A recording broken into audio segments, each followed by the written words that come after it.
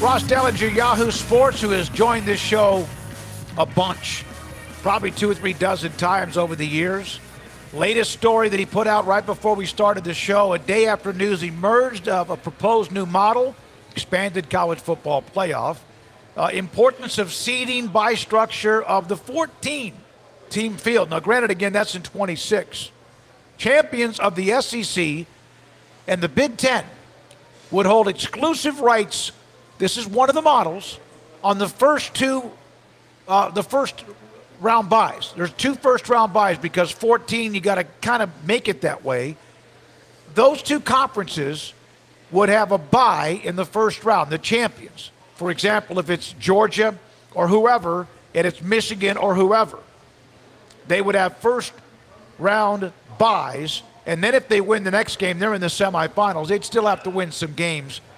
But it's to the point, if in fact that is even being discussed, that somebody will be my hero if they get up and say F you. Yeah, again, these are discussions, but they're not being thrown out there and put and framed as reports if there's not somebody who's got an agenda as to why they're putting them out there. Like, if this was nothing and this is simply just bar talk, then Ross Dellinger's not putting it out there. Right. Heather Dinich, all the rest of the cast and crew. So they're floating. They think we're all dumb, or maybe they just don't care, but they're floating the idea, gauging the reaction, and then going from there. I got to tell you, I don't know many people who are bigger college football fans than me. This would, and I'm a fan of a team that's set. They're good. They're never going to get kicked out of the club no matter what, barring, like, catastrophe. But for the most part, they're like, if it was a 10-team Super League, they're in the league, right?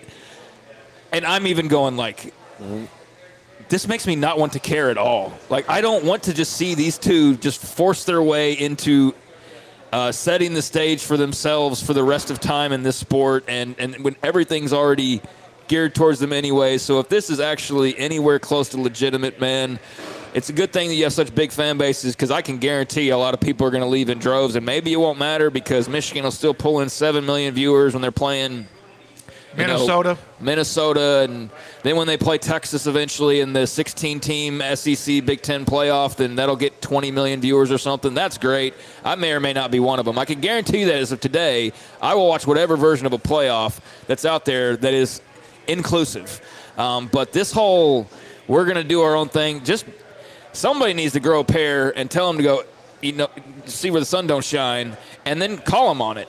And if they say, all right, well, we're breaking away, then break away. Yeah. But, like, let's stop the tippy taps and the, no, we want to be inclusive. The day after, apparently they want to cure college football, according to Tim Brando, and it's not him. He's basing that off of what he's taken away.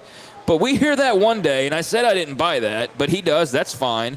But apparently the guy that he thinks and others think is looking out for the greater good is now, at least in some ways, somebody's floating it out there. Somewhere along the line attached to this idea, and this idea sucks. Yeah. This idea is garbage. I'm sorry. This would turn me away entirely. I started the show by asking, why do you need automatic qualifiers if you're such the big bad wolf? You don't. That's it. Wasn't Sankey the one that said? Yeah, that's what I mean. Wasn't he the one that said that he didn't want automatic qualifiers? Yeah, and so I do think this is. So now we want automatic qualifiers. We want more of them. We want more of the money before the tournament even begins, and also we want our team, our highest-ranked team, to not have to play an extra game, which is part of the. By the way, the 12-team playoff because of the bye. Let's take the other conferences out of this. What if the top 3 teams are SEC teams? And the 4th team is a Big 10 team. So Greg Sankey's going to be okay with 2 of his teams not getting a first-round bye when the Big 10 champion just gets one because they made some kind of deal? What if the top 3 teams, and this is very possible in the new format because they may not even play each other, are Texas, who hasn't lost, Oklahoma, who lost to Texas, and Georgia, who lost to Texas in the championship game, and Oklahoma didn't play in it. Like, so if you have those 3 teams, and that's pretty reasonable to think they would be that way, and say Michigan is the 4th team because they're 11-2, and they had some tough. Well, they lost to Oregon early in the year, and maybe they lost that non-con game to Texas, which is why Texas is number 1. Well, Are you going to, are we getting the 14 best teams? No, we're dude, not. we're not. So just make it the top 14. By the way, and if there you are guys, 14 and 8 of them are from the SEC because they earned it because of who they are, I'm fine with that. yes, make it I'm okay with the that. best 14. And But don't guarantee. the only automatic qualifiers I support are conference champions. Yep. If you win your conference, you should be in the playoff. But in 14-team model, that's 5. But our conference champions, should they get a first-round bye? Not necessarily. The top, the top 4 teams the top team should get that first round bye. The conference champion should be in, and everything else should be at large, and take the best 14 teams. Yeah. And if you are, like you said, if you've got the biggest one, Smokey, you really don't need to tell people about it. Yeah. They'll find out. Yeah. Again, these are things being floated, as Craig mentioned, and we've mentioned all of the national writers. Dennis Dodd was on with us earlier. And again, you hear this word now, they are socializing. In other words, they are speculating, making calls, floating ideas to see maybe the backlash. There is no doubt that the SEC and the Big Ten have all the money, or most of the money, or control most of the money, and have a lot, if not all of the blue bloods. Most of them. But it's just, to me, getting to the point now where it's almost to the point, flaunt what you have. But why do you need anything free if that's what you have? Okay, that's you keep using this word need. They don't need it. They want it. There's a difference. Yeah. They don't need anything, and so that's not even the proper way to describe it at this point. So my blood pressure's fine because I'm not getting too up in arms about something that, again, is just conversation at this point. But I also totally understand this isn't just conversation. They are putting ideas out publicly with people intentionally to gauge what the discussion is, and I think that idea sucks. I think that you're just giving the rich more and more and more and more, and just break away. At this point, it's not even. There's not going to be. You're going to have so much of an advantage. There's not even going to be a point of having the other schools because you're already at such a great advantage. So, if that's part of the idea, then they're well on their way with these types of proposals. But that's not the ecosystem that I thought Greg Sankey wanted to maintain, or whoever else. That's an idea that I this is bully do not ball. love. Yeah. Sandra Green, I think the SEC and Big Ten don't really want expanded playoffs. It's why they're trolling. We're having expanded playoffs. We're going from 4 to 12, and possibly before we even start 12, we're going to have 16. So that's the and hey, you can be a bully. Be a bully. Go ahead, be a bully. If it works, get it. If that's what you want, that makes you feel better, then go get it. And it might just change the way a lot of people. And I'm of a friend, my favorite, yours is, Craig's is, you're going to always be included. I don't know. Yeah. I think I'm the one fan of that's what I said about if they did a top 10, Oklahoma would be included in a top 10. No matter what, they'll always be a part of that. Where mine has fallen out of that. You all would be Way top out. 16, 20, or we would know whatever.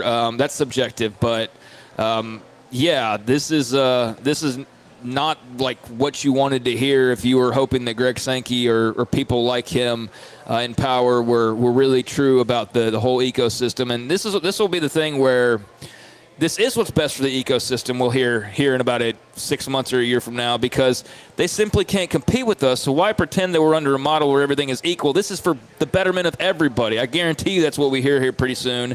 And that may be right to some extent, but I don't think being NFL light is what's best for everybody. But then again, there is because of the way they've orchestrated it and just the way that it's worked as well with the size of fan bases and what the TV entities have offered everybody, this is all the combination of those things that's created such a gap that there's no way to close it. And now the one part that you could attempt to close it on, which is actually going and beating those teams and being the underdog like a Kansas State and going and beating a Tennessee and then turning around and beating an Ohio State one year, is having the hell of a run for a year. That you're not even going to want that to be possible now. You're not even going to have the entrance to that door to even have that opportunity. So the writing seems like it's on the wall. Everybody who's in charge of that is, no, that's not what's happening, but it's very clear that's what's happening. Well, let's just be honest about it. I want Brett Yormark, and I don't know if Jim Phillips will, Brett Yormark, draw a line in the sand, man. Well, and I know you got to do what's best in the end, and maybe you are, but this is when I want you to have a guy. I want you to have all your guys. This is when I want you to stand up and go, this is bullshit.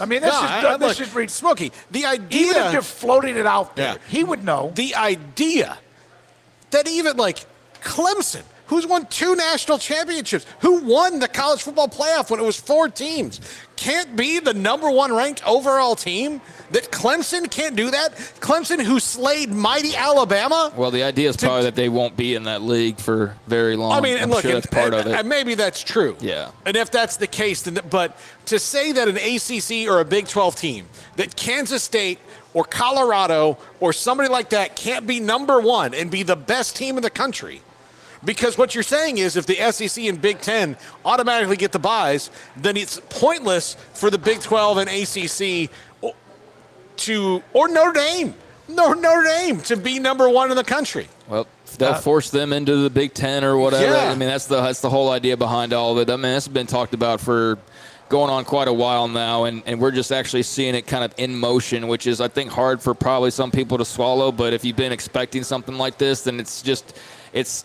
not hard to swallow.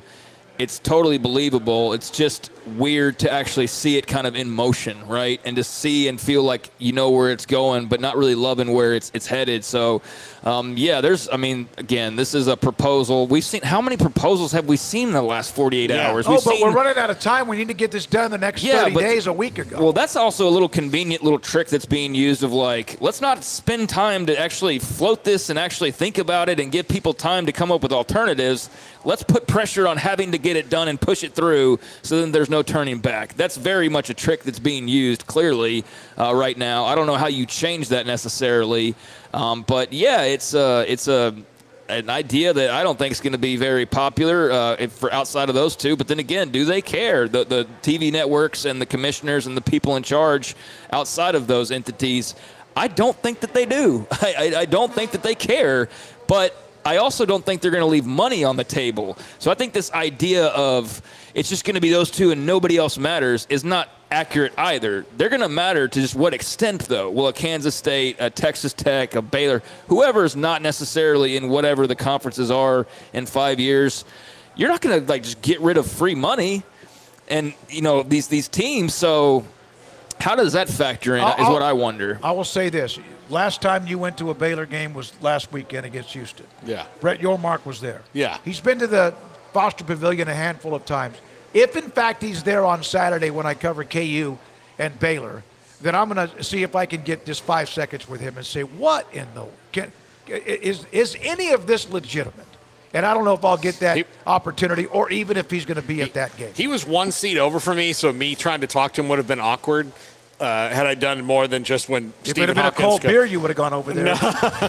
Yeah, probably. He would probably have one with me. I don't know. But, no, I did talk to him for a second, but I did not get out what I really wanted to say was like, hey, don't let them pull this AQ crap. Like, just don't let them pull that. And because, again, they are, selling it as guarding against a problem that may never happen. That's how they're selling it. They know what it really is. But they're selling it as like, well, what if we don't get these teams in and it's bad for TV? Like, okay, if you're really that good, you're worried about a 1 in a million scenario where you have the most catastrophic year in your conference's history. In that case, then you move on. Yeah. Like that's smart. By the way, eventually the SEC started winning big games, became this run of 14 of 17 national titles. They weren't always the dog. There were other conferences that were, and yes, college football has changed dramatically since that time. My biggest problem that I've always had with college football, and it's my number one sport. It's the one that choose one sport to watch. It would be college football. Although I think the NFL has gained steam with some of the recent events over the last couple of years. They're not in danger of taking over the number one spot just yet, but man, change some more of these rules around, or have no rules at all. And I'm starting to inch my way over to the other side a little bit, but they just refuse to really want to give any just. I guess it can't be an apples to apples comparison because the NFL has their schedule and it's just so different in college football because there's just so many more teams. So from that standpoint, maybe this is the way to eventually crowning the true champ, but not really because you're leaving so many on the outside looking in if it turns into what you think it turns into eventually. So I don't know. I don't know what to think of all the different. We've seen like 5 models floated in the last 48 hours, as I mentioned. But yeah, it's It's a mess, man. But every time I think that not what they need, but what they want, these reports are all, these are professional guys. These are men and women that do their job pretty well. But every time there's another proposal that is leaked or discussed or socialized, it's like even more. Yeah. Now they're going to want, we're going to want 4 automatic qualifiers, and we want 2 of our teams to have a first-round bye and be on the opposite sides of the bracket so we don't play each other. And look, maybe it's because there's 68 teams in the basketball tournament.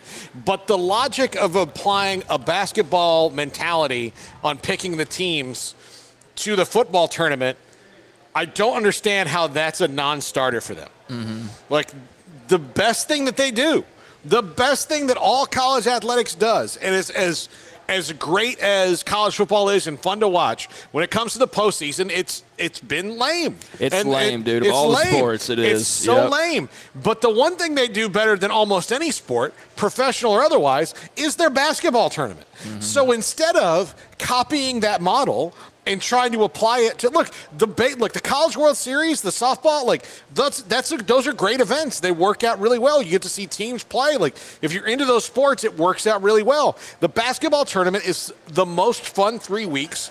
Even if you're not into college basketball, people get into it because it's not arbitrary, or it's minimally arbitrary. But for the most part, there's only a couple teams every year that have a legitimate beef out of 68 of like, well, we might have been better than this team or that team, but it's not. And that would be the same in football because there's a separation. If you pick the best 14 or 16, then you're not going to have this problem. Nobody's going to complain ever. And you're not going to have to worry about how many does my conference get in, or my conference, or this conference, or this. What's the TV matchup? Because the TV will be good because it'll be all the best teams playing each other. Yeah, I've never heard college basketball complaints about the TV rating. I realize it's a different sport, and maybe because the tournament, I guess the regular season just doesn't matter. I don't know that we've ever talked about college basketball regular season TV ratings. So that's no. Does it matter that much? Really, I don't know. I know it's not, again, apples to apples, but yeah, I think, Paul, you're kind of touching on what I was thinking of. Just as much as I love the sport, I just find it incredibly frustrating. That's the one sport that really refuses to try and do it the same way everybody does. That includes access. No matter how much money you have or how many fans your stadium fits, but if you win and you do things the way you're supposed to, you get in. And we just saw this last season that clearly 4 is not enough, that you can have an undefeated on the outside looking in. That should never be the case in any postseason. If there is an undefeated power conference champion, there should never be an omission. No matter who gets hurt, no matter if the head coach leaves, the fact that happened is absolutely ridiculous. And, they're expanding it. Well, they're expanding it, and it actually sounds like this is what it should be, where everybody has access, everybody has a chance. You slant it a little bit towards these two because they just have so much power and control, and they bring big audiences, but you still have access. And now they're trying to create – it's like they refuse to have an honest-to-God postseason tournament. And everybody else has one in every single sport, professional or amateur. And college football is the one that just absolutely refuses to do it like everybody else for some reason. What if the Major League Baseball just said 6 AL East teams need to be in the playoffs? Why? Because Boston and New York So either the Yankees or the Red Sox need to be in every year, or we're not going to the World Series. Right. Yeah. Well, no. No, I mean, the Cowboys, my God, the Cowboys would actually have had even a better chance to screw up their Super Bowl. Exactly. They're going to they're in the Super Bowl. What if Jerry Jones walked in, and as arrogant as a human being as you're ever going to meet in Jerry Jones, and I'm not even saying that as an insult. But because I don't know if that's true. I mean, but as confident. Ego, brash. Huge ego, brash. Yeah. He is brash. He would never have the balls or the ability to say some of the things that Greg Sankey says about my league's just better. That's because, Paul, they're on more even footing. There's 32 owners. They all have get the same revenue. There's a commissioner. But if he said, and look, he is. They all understand they're as strong as the weakest link. Yes, and they do. It's what the SEC really was like for the longest time, that they were as strong as Vanderbilt or South Carolina or whoever else. And it's like they've lost sight of that. Yeah, I mean, just everything's going to be better together. And again, more inclusive is better. And I don't need to I don't need to go to Harvard and say, I need to commission a study from all of your top minds on why having a more inclusive playoff is better, because the research has been done across every other sport and every other walk of life. Nicole Arbach on Ross Dellinger's report and confirmed that the part of the reason the Big Ten and SEC would be okay with only 3 automatic bids, because remember there was even the thought of 4.